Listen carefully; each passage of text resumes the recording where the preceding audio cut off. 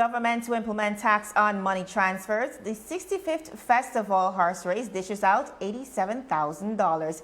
East End Health Center reopens. Chantel Malone breaks a 36-year-old record. BVI Festival continues this weekend and the third governor for Puerto Rico in just a few days. These and more stories when 284 News returns.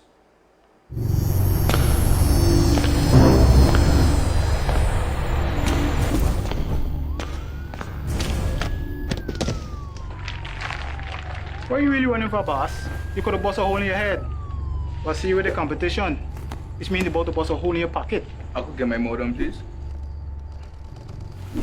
Anyhow, I got something huge to show you. I gotta be sick in your head. The whole on string bean, ain't a kind of party.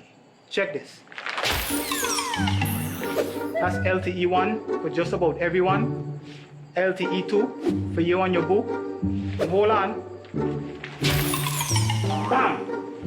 Rate so low, you feel like you're free. That's LTE3 for you and the whole family. Save even more on your internet with new pricing from CCT. Get LTE 2 now for only $149. Get LTE 3 for the new low price of $189. All packages are unlimited, so there's no overage charge. You don't have to run into Chaz for savings. Just stop by our store and sign up today. Come on over to CCT. Life Unlimited.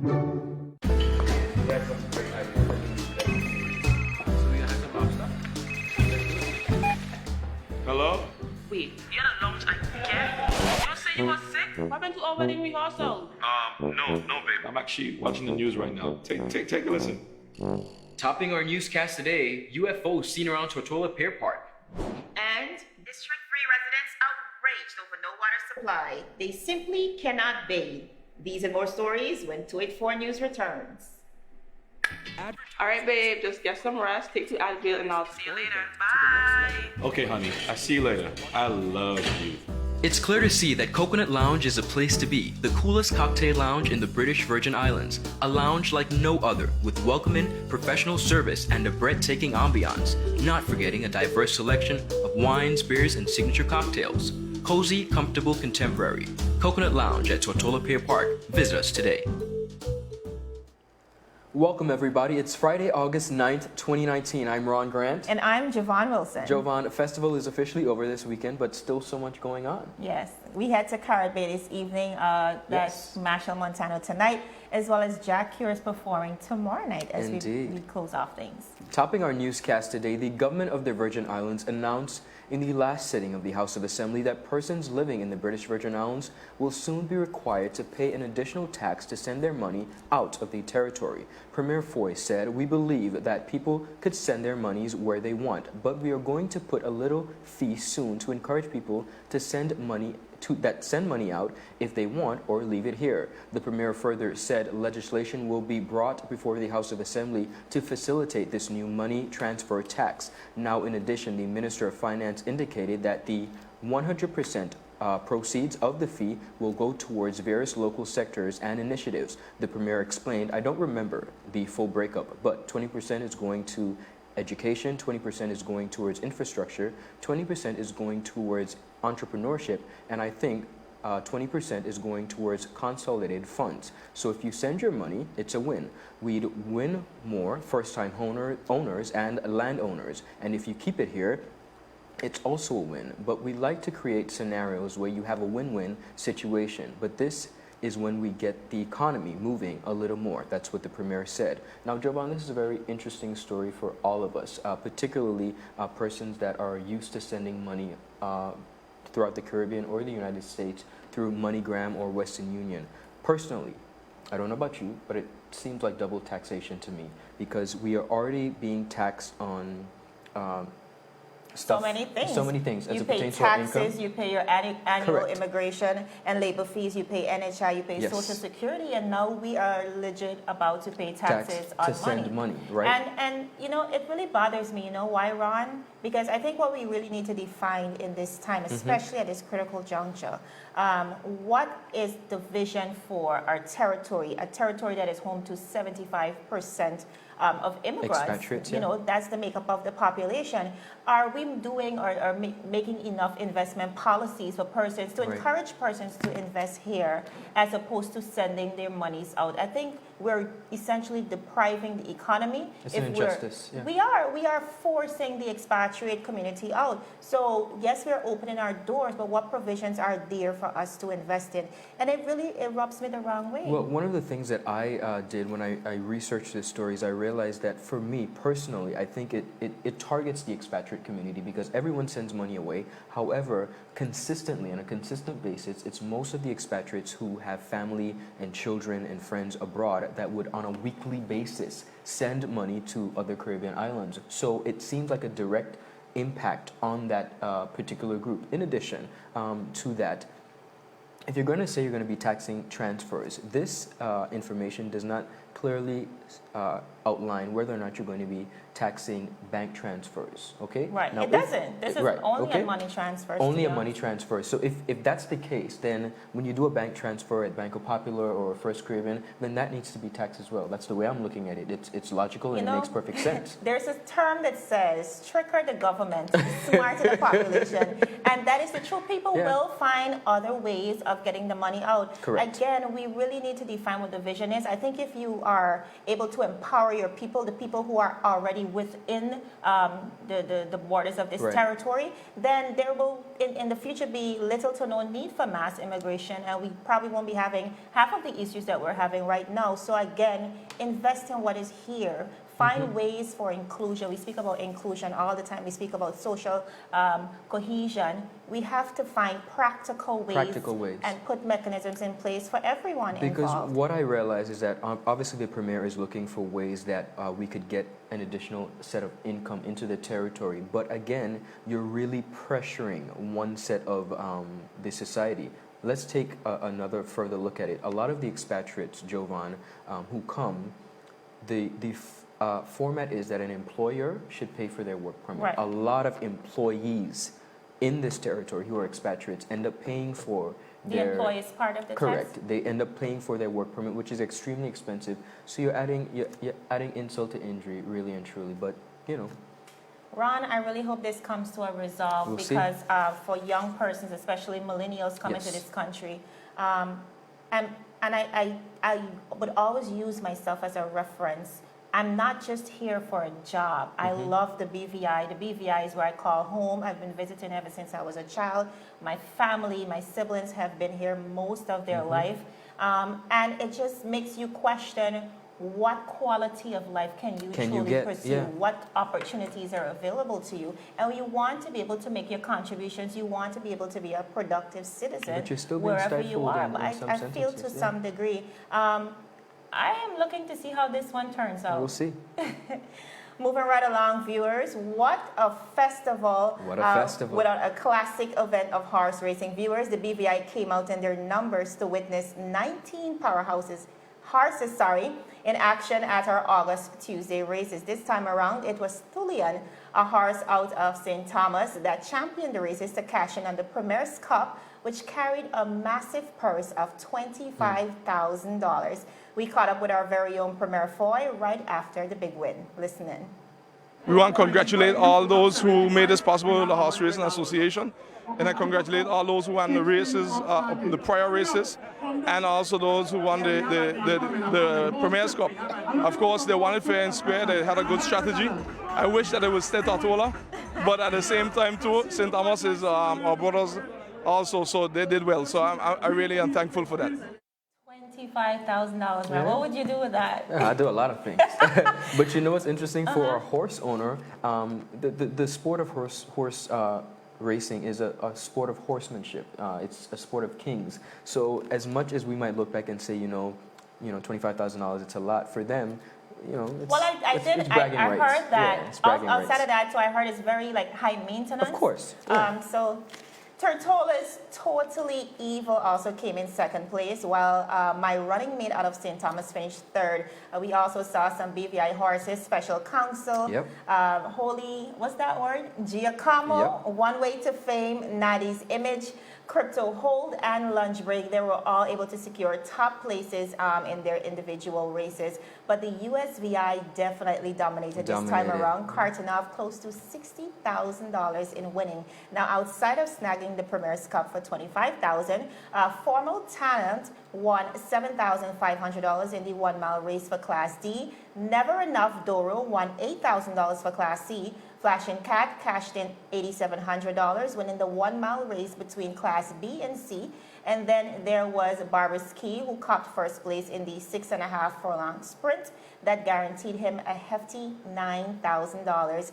Earlier this year, we also saw horses all the way from Antigua, and it's a constant from the USVI. It really speaks volumes in our efforts of Caribbean integration as we continue to celebrate a sport that truly brings the BVI together. We caught up with the president of the Virgin Islands Horse Owners Associations, Mr. Lesmore Smith himself. Take a look. Here with the president of the Horse Race Association, the man himself, Mr. Lesmore Smith. Mr. Smith, this is a tradition that we've seen for quite a number of years. When you think about the BVI, you definitely think horse race. It's been a long journey coming. I know especially post-Irma we've had some challenges, but what is your overall feedback from today, being that we're celebrating our 65th festival as well? Well, I'm happy to see the outcome of today. It's December last year I started the first race, and I'm happy to get another August race, our celebration festival carnival. Carnival St. Thomas in the BVI. I'm happy to have the St. Thomas Horse Racing Association that assisted me always, and I'm thankful for them bringing over all the horses they did. I think it's 19 horses, and it's a good day. It have been. The Premier Cup just been won by a St. Thomas horse. We had 3 Tartula horses, one been scratched due to technical difficulties. The other 2 that we had didn't make it. But all in all, it's a good day. It's a nice day. I'm very proud of Mr. Smith, especially post-Irma, like we mentioned earlier.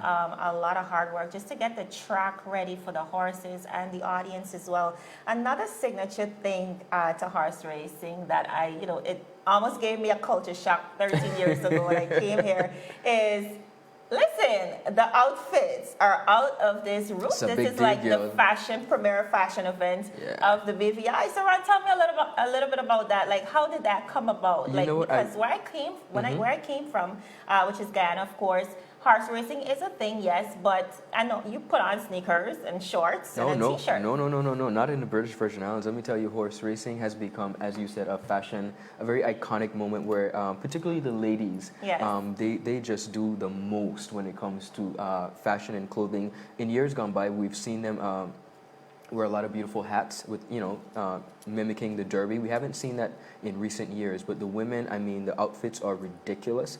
Some of them look really uncomfortable, but nevertheless, they could do what they want. The guys usually just come and we chill, we hanging out, we liming. I beg to differ. It's a nicely dressed them things look uncomfortable. I like it. I don't mind getting accustomed to that one. You do your thing. Up next, we've got Chantel Malone. She's breaking a 36-year-old record for the BVI, and of course, our festival continues. Wonderful These things, and more stories when 284 News returns. Is business slow? Cash flow down? Hosting an upcoming event? We can help. Advertise with 284 Media and take your business or event to the next level by enhancing your present marketing and messaging strategies. Allow our team of experts to create a personalized ad that sets your business apart from all the rest. This could be your business or event. So, what are you waiting for? Contact our marketing team at 284media at cctbvi.com. Advertising with us works. When you need to stay connected with friends and families at home or abroad, the best choice for you is Freedom.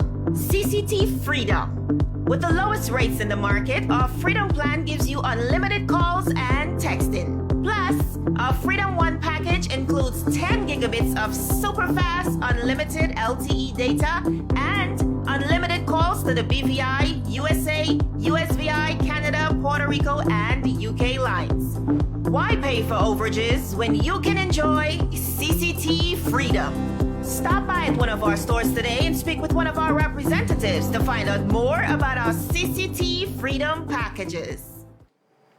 Welcome back, viewers. In almost Yes. 4 decades, the British Virgin Islands has earned its first ever medal at the Pan American Games through the BVI's very own Miss Chantel Malone. Malone competed in the 18th edition of the Games in Lima, Peru on Tuesday. Malone, in the first round of the women's long jump finale, leapt to a distance of 6.68 meters, and that was simply enough to secure the gold medal for the BVI. Malone edged out American Keturah Ogier, who placed second with a leap of 6.66 meters, and Jamaica's Tisana Hickling, who finished third with a best leap of 6.59 meters. Now, following her superior performance, Malone admitted the work and the struggles preceded her sweet victory. She also gave high praise to her coach, Dwight Phillip, for his role in assisting her to make the golden leap. She said, "It's truly an honor to represent my country and be a representation of our resilience. None of this would have been possible without my support team.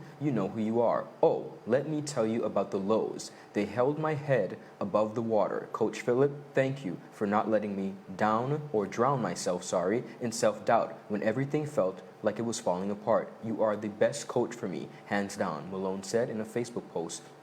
Now, all across the territory, friends and family and well-wishers took to Facebook to celebrate and wish Miss Malone congratulations. Tweet 4 Media, of course, would like to extend our hearty congratulations to Miss Chantel Malone and all the other athletes on a job well done at the 2019 Pan American Games. They should truly, truly be commended for a job well done. We are so extremely proud of them. In addition to Miss Malone, we also saw Eldred Henry. Yes, doing remarkable things. Yes, he placed 6th in the shot put competition right there in Lima as well. So again, we applaud your efforts, and continue to fly the BVI flag high.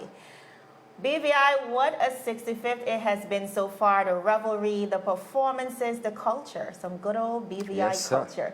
With just 2 more days to go before the end of a 17-day lineup, there's a lot to go over. The festivities began on July 26th, and we've had an activity almost every day, every night, leading up to now. Local inclusion this time around was a big factor. From the inception run, we knew that the Minister of Culture, he was very adamant about, showcasing local talent and culture. We saw plaid pole, we saw basket weaving, mat making, and of course, I was able to try some of the traditional BVI style. Like, what did you have? Fish in mayo sauce. That's the good stuff, man. And I have to admit to you, initially when I was like, listen, fish in mayo sauce, that sounds, I don't know. It's delicious. But yes, it really turned out to be scrumptious. So we saw Lashing Dogs, the Fungi Band, Monet. I think every one of our local acts had an opportunity to shine. And we also were able to cater to a lot of people, to everyone. We had nights that were for the Latinos, and it's very, very important, again, coming back to, as we try to speak to social cohesion, the importance of inclusion for everyone. And diversity, who shares space in the British Virgin Islands. Whether you are soca lovers, reggae, or dancehall fans, everyone really has something to relate to. We've had quite some memorable moments. A few stand out from the beginning. Mr. Killer's performance, for those of you who don't know who he is, he sang "Pick Up Something and Run With It." And for those of you who didn't see it yet, his performance caused our fans to pick up our 284 media flag and run with it. At this point, we're still looking for it. Take a look.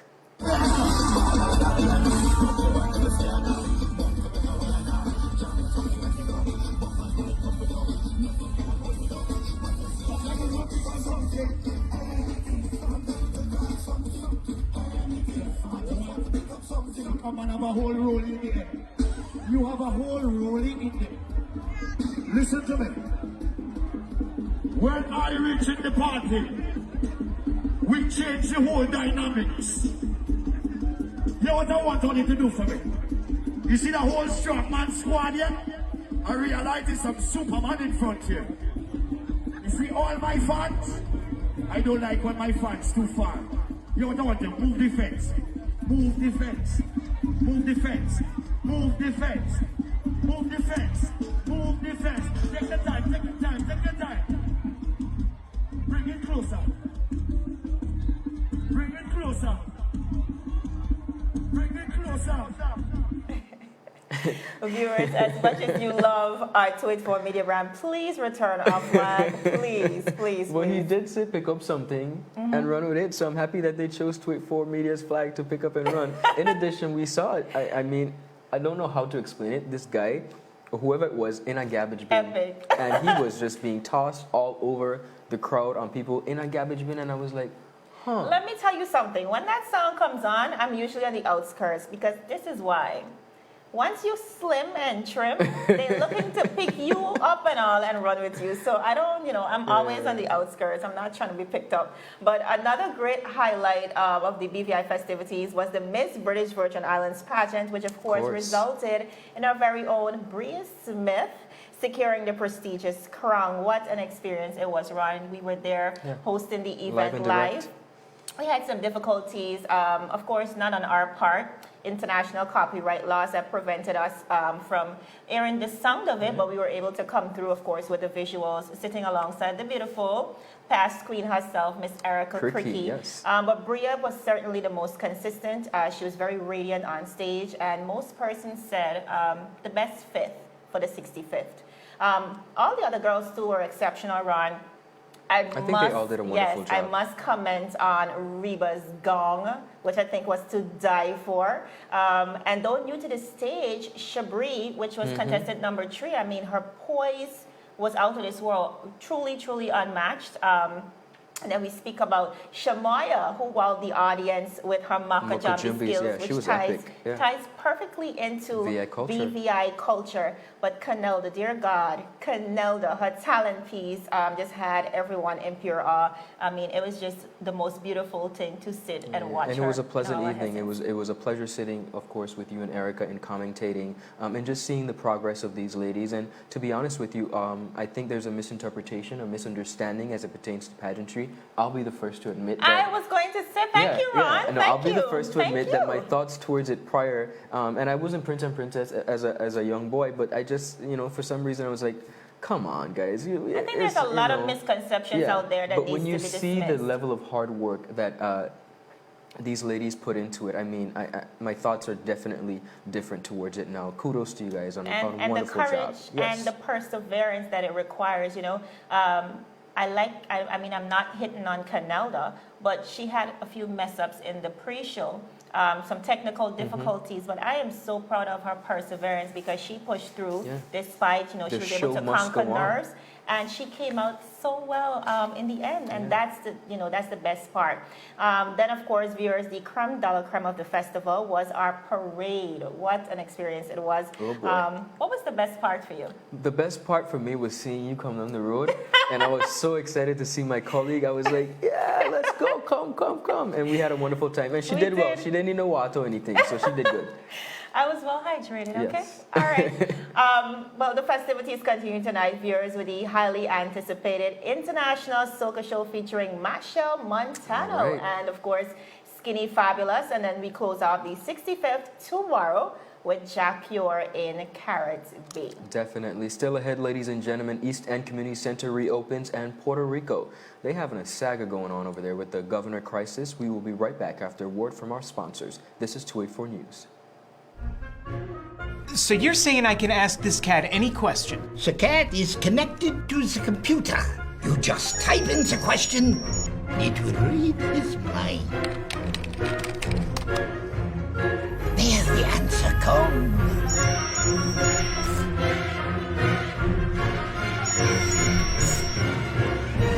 You're the man! I've been looking for this for weeks.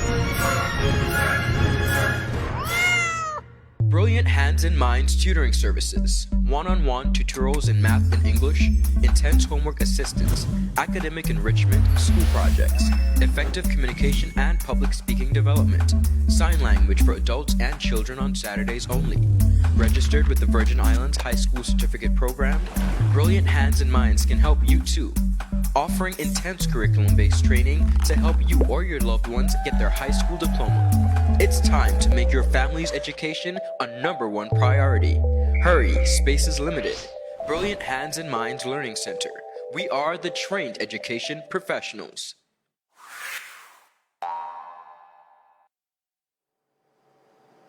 Welcome back, viewers. It's been a long time coming, but the Rosalind Penn Health Center in East End Longlook has officially been reopened. The health center, which was commissioned last week, was attended by members of the House of Assembly, the BVI Health Services Authority, and relatives and friends of Rosalind Penn.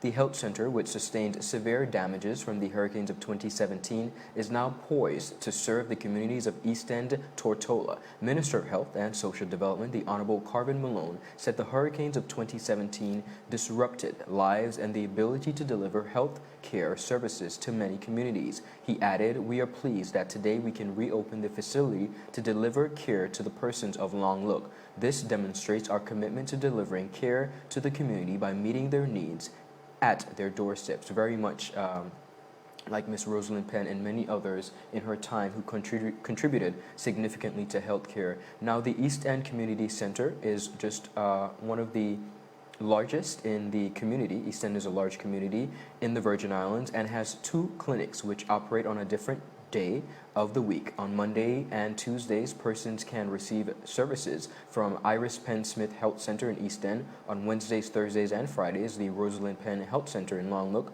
will be providing services. Both health centers will be open from 8:30 a.m. to 4:30 p.m.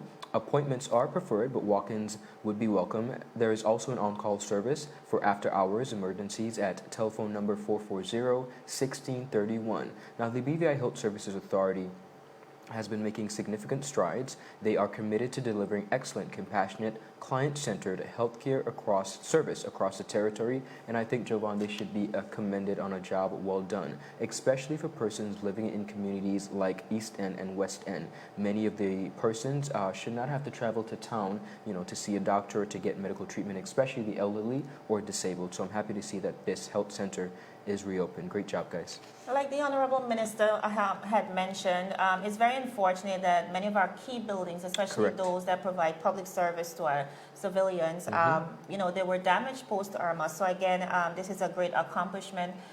Like you rightfully said, a lot of our elderly, especially sometimes when you look at it, it's way too late before, by the time they get to town for their health services. So I'm really glad to see this, and I really do applaud the health services and again, all that they're in doing. our recovery and development, in our rebuilding, we're taking it one project at a time, and that's the most important thing. We can't try to do everything all at once. Just take our time, one at a time, one step at a time. The level of priority. Yes. Viewers, in Puerto Rico, we have some crisis happening. Just a few days after Puerto Rico got its 3rd governor in less than a week following angry street protests, top officials from a new leader, one the Vasquez's own party, is talking openly last Thursday about their desire to see a 4th person take over the position. Now, for those of you who don't know what happened, on July 22nd, just about 400,000 people took to the streets of San Juan and demanded that the governor, Ricardo Rosello, resign immediately after a 900-page leak revealed vulgar, homophobic, and sexist messages pertaining to fellow politicians, celebrities, and members of the media, and of course, a lot of other persons. While the leak was significant, it merely served as what I would consider to be the tipping point of the island, currently crippled with debt and still rebounding from 2017's Hurricane Maria. Now, as of now, the country is in a black hole with a growing debt crisis. The island of 3.2 million people has been in turmoil for the past month, but its pain has been going on for a number of years in a grinding recession and a record $74 billion bankruptcy. Wow. So it's an unprecedented moment in their history. The people are really tired of the corruption and now even more frustrated that the governor's replacements are also his associates. Because, Ron, what we find is all 3 of the persons recommended, 2 of them sworn in, they were all a part of the same party, which is the New Progressives Party. Now, following Rosello's resignation, Pedro Pierluisi was sworn in, but the U.S. Commonwealth Supreme Court ruled unanimously that Pierluisi violated the island's constitution when he claimed that reclaimed the governor's office, last week, but was never confirmed by local Senate. He was also the friend of Rosello, and also Rosello's pick for Secretary of State, next in line after his resignation. And then there was Justice Secretary Wanda Vasquez, who was next in line of succession. She was sworn in last Wednesday, but was met with a lot of public outcry again, because she too hails from the said political party. Even members of the said party spoke out against it, claiming that, and it is true when you think about it, they all come from the same coop. And, you know, a lot of persons are concerned that it will only continue to breed further corruption, and went as far as to say they need to consider a fourth candidate. Now, she is sworn in.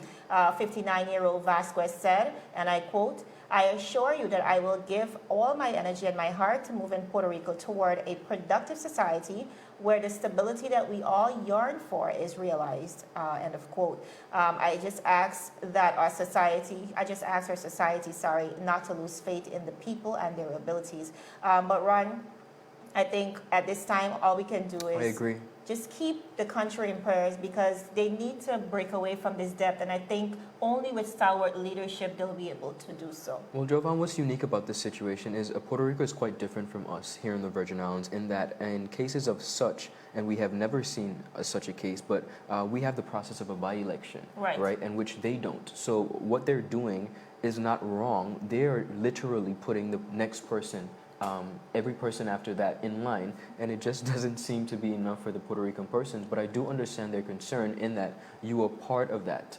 You know, it brings me back to our general election earlier in this year, where we had a breakaway from the National Democratic Party, and you had another party, PVIM, come to the forefront. And what I don't think they understood, and perhaps other persons didn't understand it, is how can you come to me as a voter and say, you know what, this wasn't wrong? Well, you were part of the problem yourself. You were there literally aiding and abetting every decision that they made. So the Puerto Ricans have a very valid point in that perhaps they just want a clean slate, but because of their system, they're going to continue to literally put the next person that they see in line, and perhaps what they need is perhaps just a total Well, there was another overhaul. woman who was suggested that people seemingly like. However, like you rightfully said, Ms. Vasquez was next in line. Yeah, there's a process, All right, viewers, before we close off the news, I just want to make a quick reference to the accidents that we've been seeing on the roadways. Quite a bit, yeah.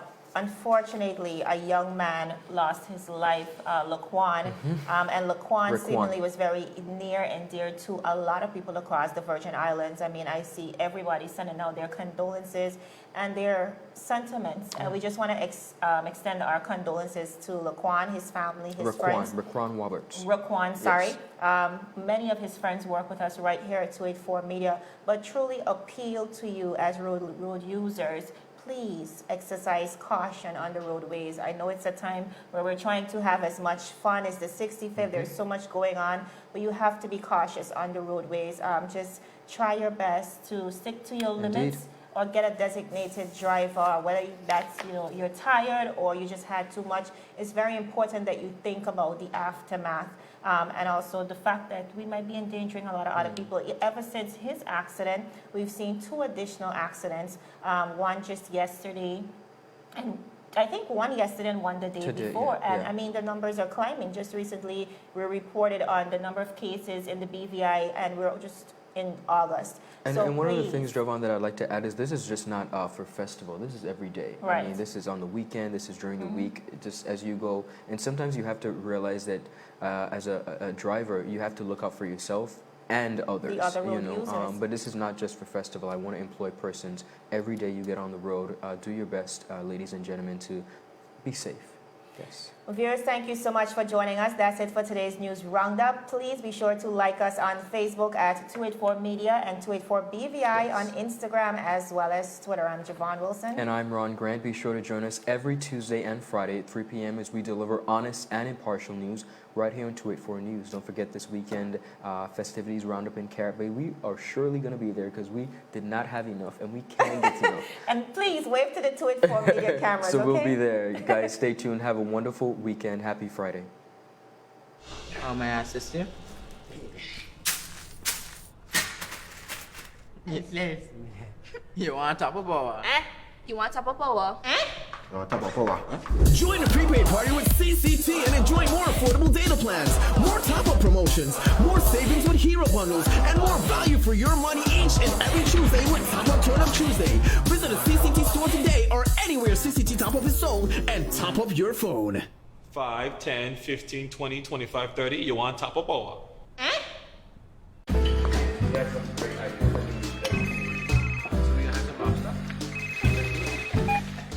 Hello? Wait, you're the launch and you say you were sick? What happened to over the rehearsal? No, babe. I'm actually watching the news right now. Take a listen. Topping our newscast today, UFOs seen around Tortola Pier Park. And District 3 residents outraged over no water supply. They simply cannot bathe. These and more stories when 284 News returns. All right, babe, just get some rest, take 2 Advil, and I'll see you later. Bye. Okay, honey. I see you later. I love you.